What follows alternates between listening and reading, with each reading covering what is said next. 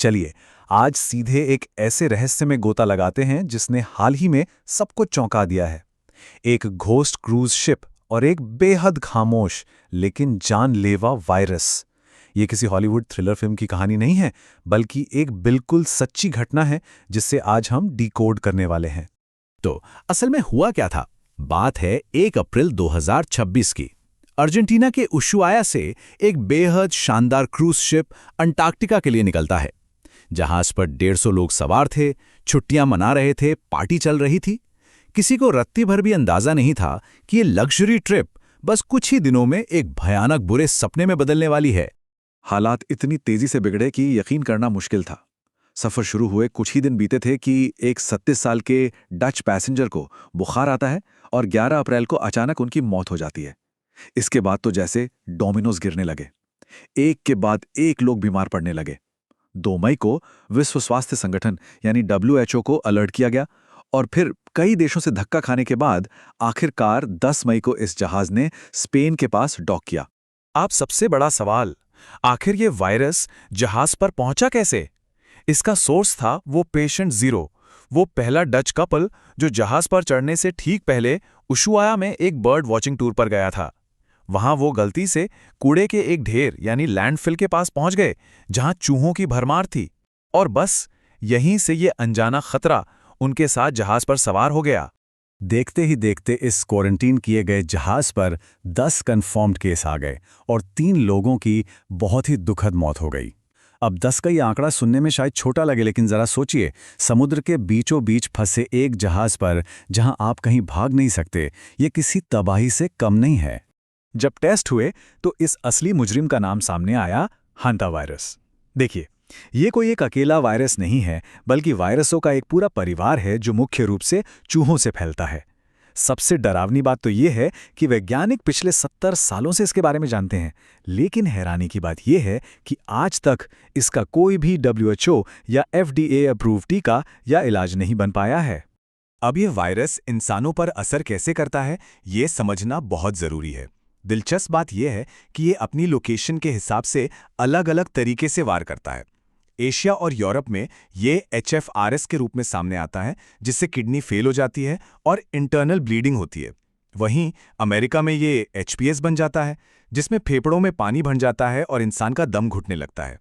दोनों ही स्थितियां सच में बेहद खौफनाक है। और इसका मोर्टेलिटी रेट पूरे 50%। जी हाँ, इसका सीधा सा मतलब यह है कि अगर कोई इस वायरस से संक्रमित होता है तो उसके बचने के चांस सिर्फ 50-50 हैं। यही एक आंकड़ा इसे इंसानियत के लिए ज्ञात सबसे खतरनाक पैथोजेंस की लिस्ट में सबसे ऊपर खड़ा कर देता है। वैसे अगर हम इतिहास के पन्ने पलटें तो पता चलेगा कि इस वायरस का एक पुराना रहस्यमय इतिहास रहा है। 1950 के दशक में कोरियन वॉर के दौरान अचानक 3000 से ज्यादा सैनिक इससे बीमार पड़ गए थे।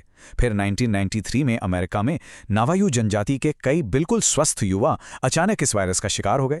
ये हमेशा से ही एक साइलेंट किलर रहा है। उस 1993 वाले आउटब्रेक ने तो वैज्ञानिकों को बुरी तरह उलझा दिया था। उन्हें कुछ समझ नहीं आ रहा था। तभी नवाहो जनजाति के बुजुर्गों का सदियों पुराना अनुभव काम आया। उन्होंने कहा, जब भारी बारिश होती है तो चिलगोजे खिलते हैं और चूहों की आबादी बढ़ जाती है। और सच मानिए, यही वो मास्टर की थी जिसने वैज्ञानिकों को इस वायरस का पैटर्न समझने में मदद की। प्रकृति का ये पूरा खेल एक परफेक्ट डोमिनो इफेक्ट की तरह चलता है। इसे ऐसे समझिए, 1991-92 में एक भयंकर एल नीनो आया, जिससे बहुत तेज बारिश हुई। बारिश के कारण पाइन नट्स यानी चिलगोजे की बम्पर पैदावार हुई। अब चूहों को इतना सारा खाना मिला तो उनकी आबादी में एक तरह से विस्फोट हो गया, और जितने ज्यादा चूहे, वायरस के इंसानों तक पहुंचने के चांस उतने ही ज्यादा। लेकिन रुकिए, यहाँ एक बहुत बड़ा पेच है। अगर ये चूहों से फैलता है तो फिर उस क्रूज शिप पर एक इंसान से दूसरे इंसान में कैसे फैल गया? इसका जवाब है एंडीज वायरस। ये हंता वायरस परिवार का इकलौता ऐसा स्ट्रेन है जो इंसानों से इंसानों में फैल सकता है। पहली बार इसे 1996 में दक्षिणी अर्जेंटीना में पहचाना गया था और इसी स्ट्रेन ने उस जहाज पर तबाही मचाई थी। इस एंडी स्ट्रेन को लेकर अर्जेंटीना में वैज्ञानिकों को एक और परेशान करने वाली बात पता चली है। कुछ संक्रमित लोग सुपर स्प्रेडर की तरह काम कर सकते हैं। मतलब वो आम मरीजों की तुलना में इस वायरस को कहीं ज्यादा तेजी से और बहुत ज्यादा लोगों तक फैला सकते हैं। ये बात इसे और भी अनप्रेडिक्टेबल बना देती है। अब इन सब अंतर्राष्ट्रीय खबरों के बीच हमारे दिमाग में एक सवाल आना बिल्कुल लाजमी है। क्या ये खामोश खतरा कहीं हमारे आसपास तो नहीं घूम रहा? क्या भारतीय उपमहाद्वीप इससे पूरी तरह सेफ है? चलिए जरा इसके डेटा पर नजर डालते हैं। हम काफी समय तक यही मानते रहे कि हंता वायरस भारत में है ही नहीं, लेकिन तमिलनाडु के वेल्लोर में 2005 से 2008 के बीच हुई एक बड़ी रिसर्च स्टडी ने इस धारणा को तोड़ दिया। इस स्टडी में हंता वायरस के पूरे 28 पुख्ता मामले सामने आए थे। तो भारत में आखिर ये खतरा है किसे?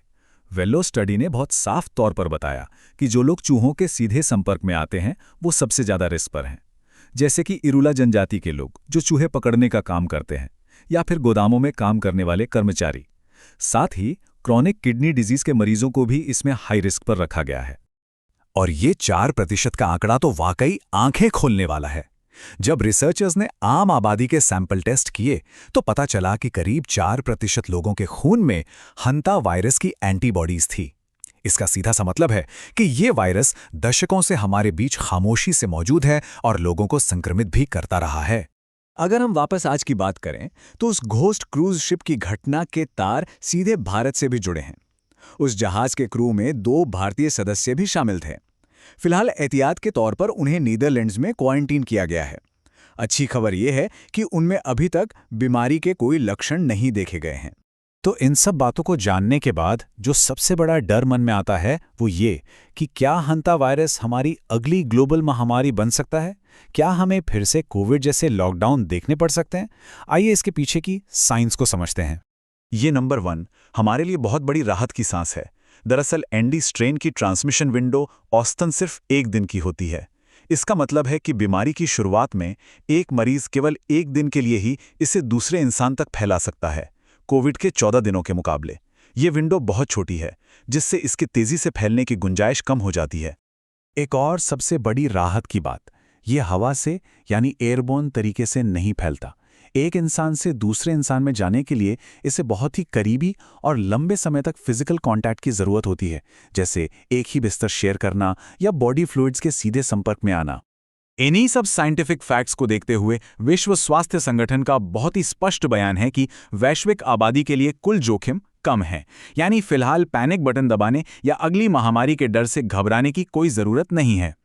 लेकिन कहानी अभी यहाँ खत्म नहीं होती। खतरा कम जरूर है, पर एक बड़ी चेतावनी भी है। इस साल एक बहुत ही बड़े एल नीनो के वापस आने की भविष्यवाणी की गई है, और जैसा कि हमने इतिहास में देखा है, एल नीनो का मतलब है चूहों की आबादी में बेतहाशा वृद्धि, जो इस साइलेंट थ्रेट को लोकल लेवल पर अचानक बहुत खतरनाक रूप दे सकता है। तो फिर बिना किसी वैक्सीन के हम कर क्या सकते हैं? देखिए, प्रिवेंशन ही इकलौता हथियार है। चूहों को अपने घरों से दूर रखिए, साफ सफाई का कड़ाई से ध्यान रखें, कूड़े का सही से निपटान करें, और हाँ, जब भी किसी पुराने बंद कमरे या गोदाम की सफाई करें तो N95 मास्क और ग्लव्स पहनना बिल्कुल मत भूलें। आखिर में एक बहुत ही गहरा सवाल जो हमें खुद से पूछना चाहिए, एक ऐसी दुनिया में जो हवा से फैलने वाले वायरसों को लेकर हमेशा हाई अलर्ट पर रहती है, क्या हम उन खामोश खतरों को अनदेखा कर रहे हैं जो ठीक हमारे पैरों के नीचे तेजी से दौड़ रहे हैं? सही जानकारी ही सबसे बड़ा बचाव है। सतर्क रहें और प्रकृति के इन अदृश्य रहस्यों को समझने की जिज्ञासा बनाए रखें।